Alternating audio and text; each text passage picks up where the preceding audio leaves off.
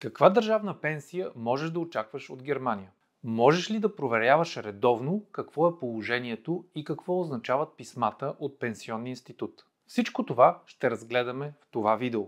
Здравей и добре дошъл на нашия канал. Ние сме първият застрахователен брокер в Германия с български език и имаме над 15 годишен опит на пазара. На нашия канал ще намериш подробни обяснения за застраховките в Германия, така че не забравяй да се абонираш. В това видео ще ти обясним колко голяма пенсия можеш да очакваш от Германия, затова не пропускай да споделиш този клип с твоите приятели. В Германия пенсиите се определят от няколко основни фактора. Това са броят на годините, в които си работил в страната и си внасял пари в пенсионния институт, височината на твоите вноски спрямо средното ниво за държавата и пенсионния стойностен фактор. Кога точно се пенсионираш също има значение, както разгледахме в предишното ни видео.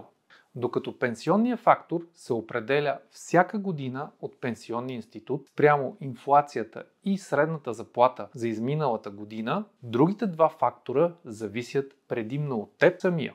Колкото по-дълго работиш в Германия и колкото по-големи вноски плащаш, толкова по-голяма пенсия можеш да очакваш в последствие. Самите вноски са фиксиран процент от твоята заплата. Към момента този процент е 18,6% от брутната заплата, като ти плащаш половината или 9,8%, а другата половина плаща твоя работодател. При самонаетите лица и в други редки случаи можеш сам да определяш колко точно искаш да внасяш. Ако получаваш средната заплата за държавата, всяка година трудов стаж ти дава една пенсионна точка. В зависимост от това дали твоята заплата е повече или по-малко от средното, ще получаваш повече или по-малко от една точка. За 2025 година една точка представлява 40,79 евро на месец. Така формулата за изчисляване на пенсия в опростен вариант е следната. Броят точки, които си събрал, умножени по стойностния фактор, умножени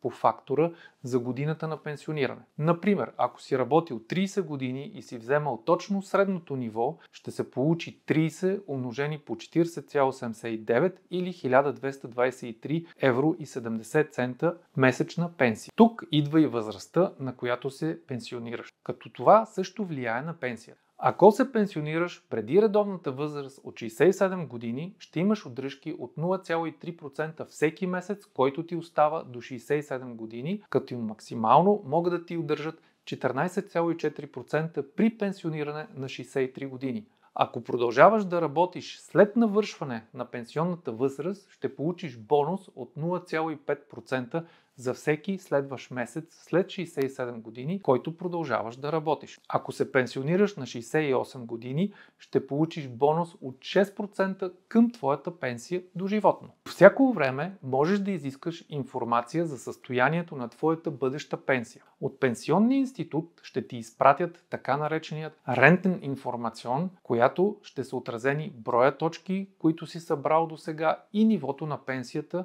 която можеш да очакваш, ако продължиш да работиш както до сега. Допълнителна услуга е да заявиш така наречения конто-клерунг, което е особено полезно, ако си отгледал дете или искаш да ти добавят допълнителни години към трудовия стаж, например от България. Отделно можеш да следиш състоянието на всички твои пенсии, държавни и частни, през услугата за дигитален преглед на пенсията или дигитален Renten Übersicht. Така можеш по всяко време да провериш не само твоята държавна пенсия, но и нивото на частните пенсии, които си сключил до момента, както и фирмената пенсия, ако имаш такава. И тъй като темата за пенсионното осигуряване в Германия е твърде обширна, не забравяй да се абонираш за нашия канал от към банката, за да не пропуснеш други важни видеа, които те интересуват.